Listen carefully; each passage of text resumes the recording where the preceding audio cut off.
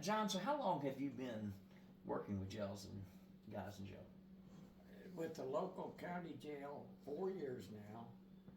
And then I branched over to the next county 2 years ago. And I feel like that's where God just opened the door for me. And as I stepped in, I knew not what I was doing. I just went in and I said, I want to open the Bible with these men and see what this Word of God has to say to these men in jail today. And it's just been an amazing adventure as He has brought me lessons for these men. And folks ask me, John, are you doing any good in the jail? And all I can say is I'm sowing seeds, but occasionally you do see someone that makes the right choice, says, I want that salvation. I want that relationship with Jesus Christ that John's telling us about, and it's been a delight. So what do you think are the core components of jail ministry? Faithfulness. You gotta be there every week. You've got to make yourself available. I give them my calling card with my contact information, and at first that did no good, but eventually some would call. And it's been surprising what that has opened doors to, even after they get out of jail. Right.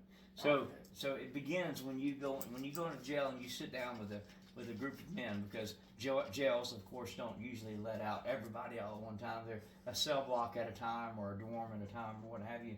And I've been to the jails with you now, and it is one of the first things that you do. You hand them a card that's got your phone number and your contact info on it.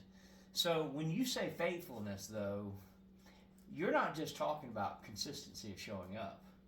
You're talking about showing your dedication to the calling that God has on your life. And to them. And to them. To show them that somebody cares. And about a year ago, one of the men told me, John, I've got to be in court on Tuesday. And it's just like a light bulb went off. I need to be there. Because by the time these guys get in here, they've been in there for 6 months, maybe a year, maybe multiple tours of incarceration. Right. And by then the family said, I've had enough of this.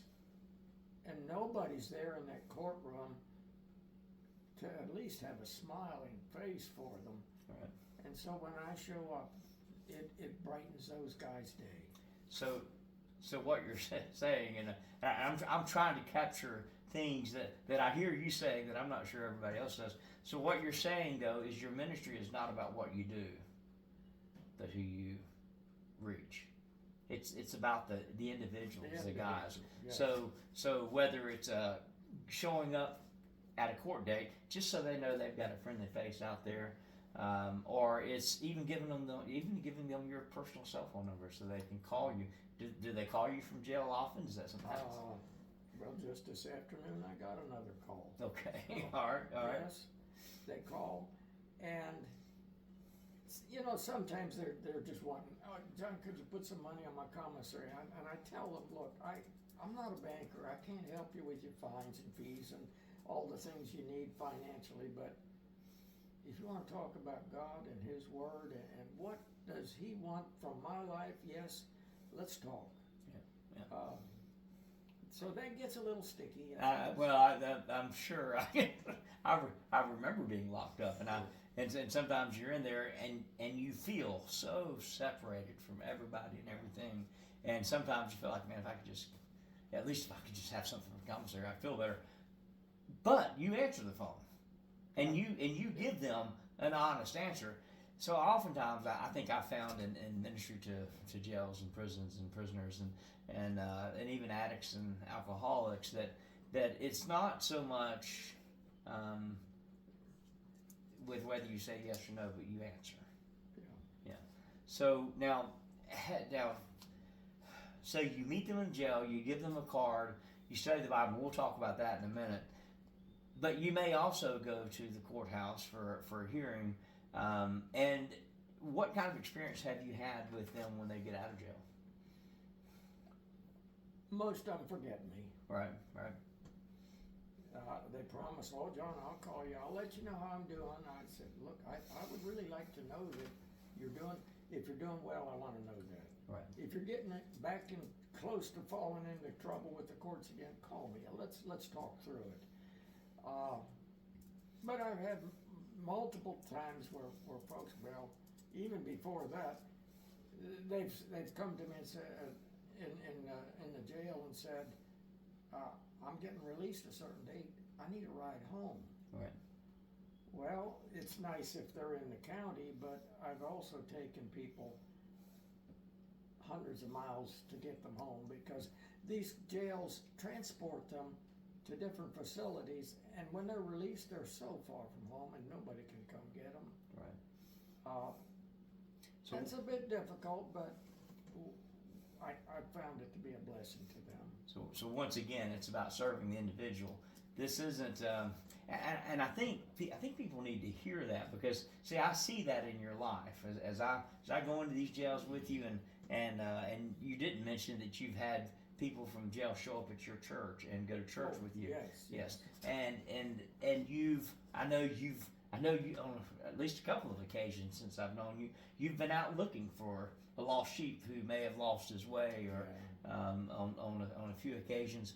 So you invest in those individuals and in those people that you begin to minister to, and I think I've heard people talk before, and I've expressed their interest in a ministry of sorts, and it almost seems as if they want to invest in the ministry, but what you're saying is you need to invest in the people. In the person. Yeah. We sometimes forget that at the end of ministry is an individual, and it is part of the focus of the Forgotten Ones Crusade.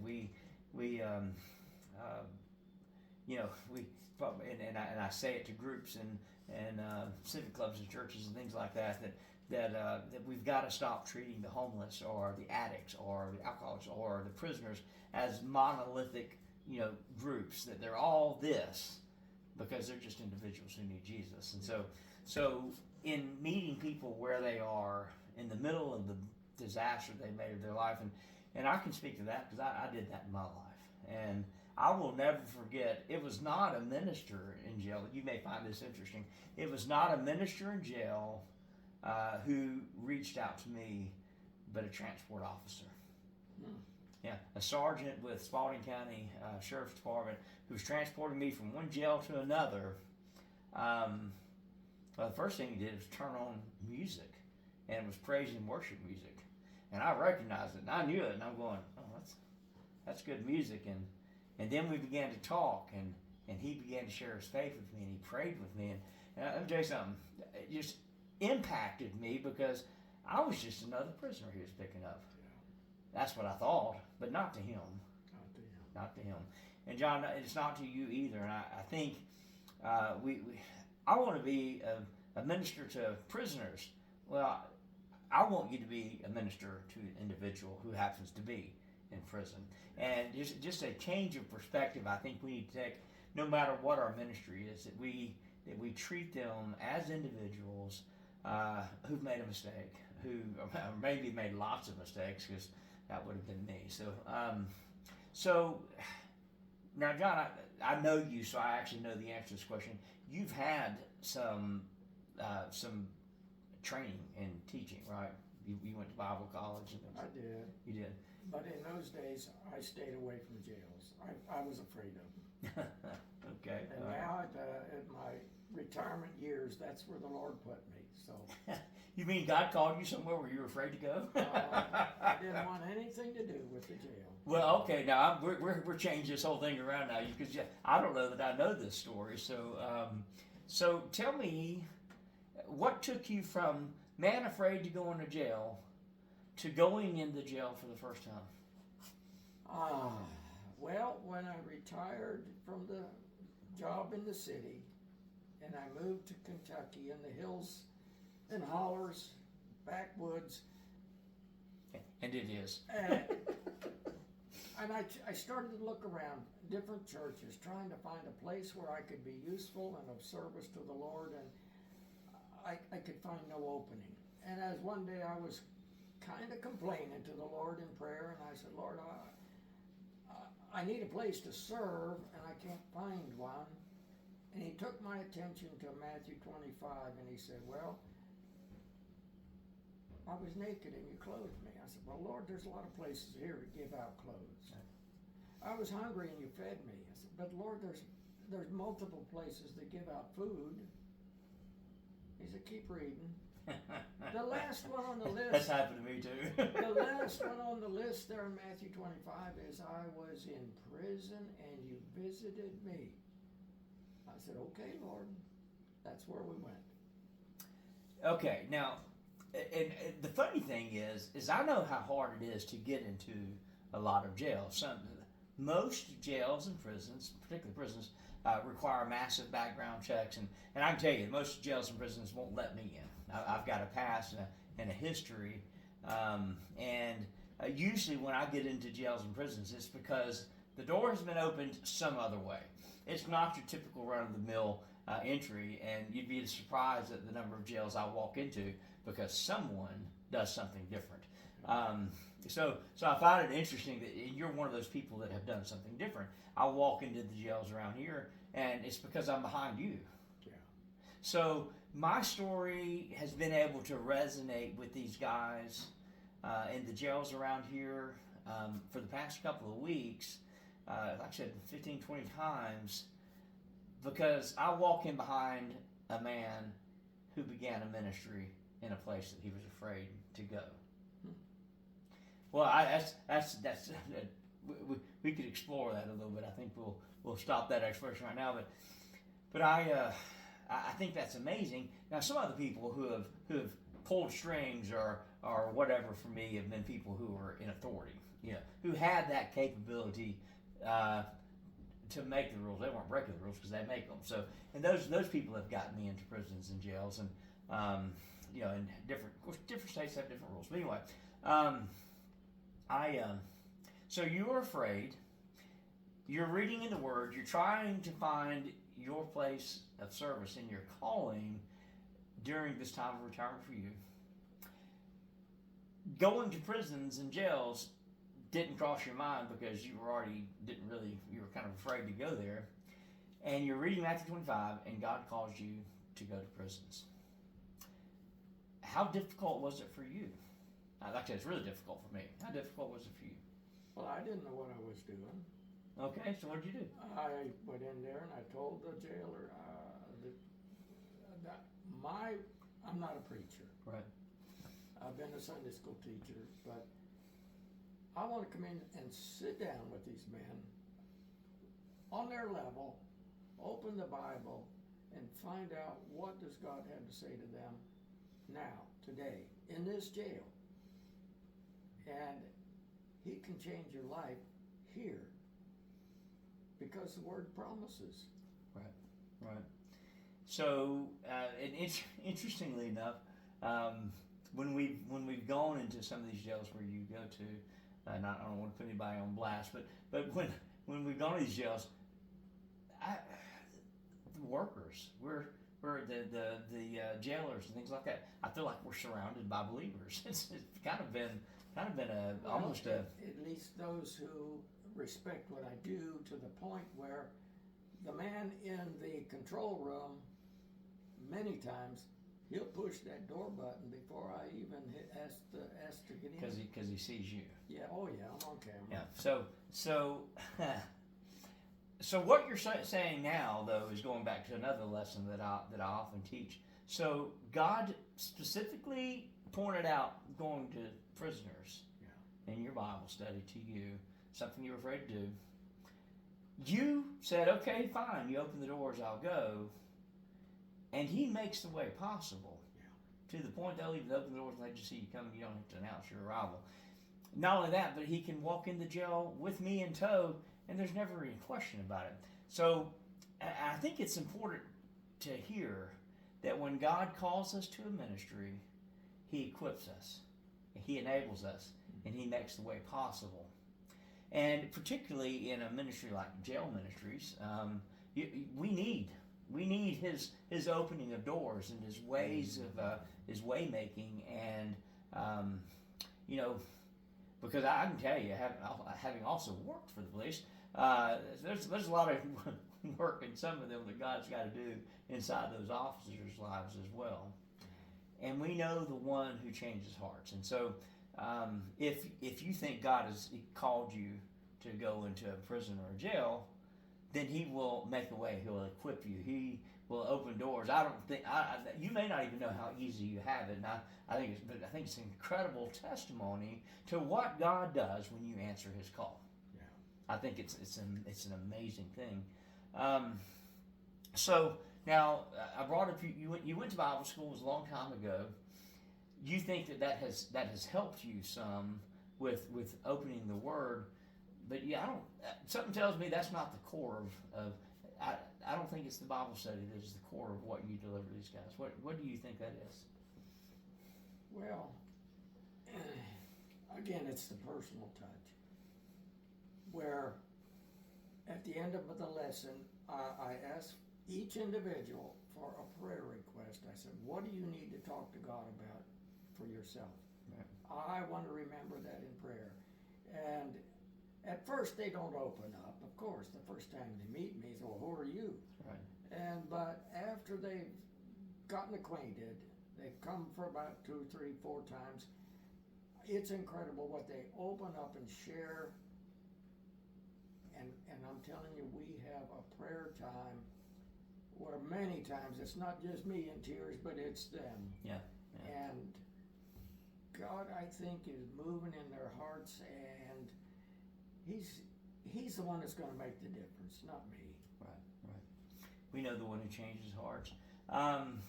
And I got to say, John, just as we continue down this road that God is making a way possible in front of me, because He is. I mean,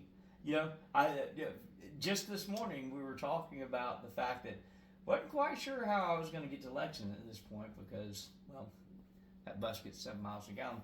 And that's kind of where I was at. And we've got some other situations that have risen that are demand on finances, and and just this morning we were talking about that over coffee, right? Yeah.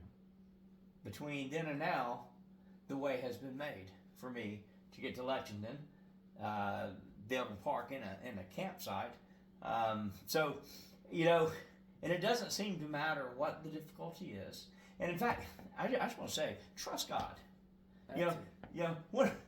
One of those other things that I brought up was sometimes it's the truth. I don't know how to tell you anything but the truth. Sometimes I almost get angry with God. God, why do you have to wait till the last minute? You never drop me. You never let me down. You always take care of me. But why is it, man? I'm getting all stressed out. I've got 4 days before I leave here, and God's already fixed. So our Father takes care of us. We walk with Him. He equips us. He takes care of us. He provides for us, and He opens doors to prisons, and He sets the captives free. And I just wanted as a parting comment, I have been amazed at meeting after meeting after meeting at these jails where you go to, because I realize when I walk through the door, I can proverbially smell the smell of turned over soil in a well-tilled field, because you go in every week and you're there consistently. You're there faithfully, which is more than just consistency. And so that when I began to speak in a story that resonates with them, because, well, I've sat where they sit. I've been where they are.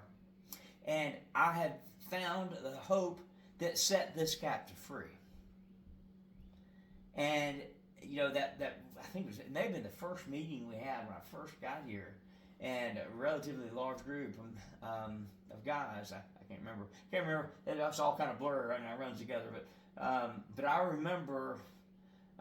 just sharing with the guys, and I talked about the exchange life and what that means, and get rid of the old one and accepting the new one and walking in that. And as I began to look around the room, and there were these grown, tough, rough men crying. I even looked over at you, John. You had a tear rolling down your cheek too. You love these guys, and but and I think my story is profound. There's no question that the Spirit of God descended on that jail that day. Yes. His presence was palpable. You could reach out and touch it. His presence was there. I was, which felt the power of God while I was there, and in the moment. Later, I was tired, but while I was there, got that invigorated by the power of God, and words flowed out of my mouth, and I'm not quite sure at the time where they came from. So God was present there, because for 4 years you have consistently gone into these jails and tilled the field, planted seed, watered it, did whatever you had to do, and for these purposes right now, it's not all about me, and it's not all about this, but for that man that accepted Christ the other day, it was all about this moment of a guy in retirement who just wanted to serve the Lord, found the answer in Matthew 25, and walked through a door that God opened, and down a hallway where God made a way. And to hear that door slam behind you. Yeah. Okay, so, truth told, walking into jail terrifies me. Too many times, would you say dozens of times that I've had to walk through that door. Of course, my hands were tightly bound behind me, and to hear that clang behind you is, you think it triggers you. Anyway, but yeah. But God made that way, and God continues to open the door for you to get out. That's the best part, right? Anyway, but John, I from the Back to the Red Ministries, which you're a part of, and the Forgotten Ones Crusade, I want to say thank you, and for all of you out there who see this video, pray for this man, because I'm leaving this week. I'm heading to Lexington, Kentucky, and that John will continue. I'm not called to be in one place right now. I'm called to go from city to city. That's my job. I'm well suited to this. So I'm well suited to doing something that God is calling me to do, to go back to where I came from, to reach those who are still there. Meanwhile, there are people all over the country like John who week after week, multiple times a week, continue to go at the same time with consistency and a faithful love for God and the men, to open the Word of God so that the hearts of men may change. So pray for this man, pray for all the people like him. They're everywhere. They're everywhere. Most of you probably may not ever meet John or the people like John. They tend to be a little quieter. They're not quite up in your face. I'm loud and boisterous, and I'm kind of in people's face, let's be honest. But that's not John. John's kind of quiet, and you might not ever know who the people are that are going in to minister to the heart of broken men. So pray for them. And I just leave you with a final warning on that note. If you pray for them, God may call you to do the same. Thanks for watching.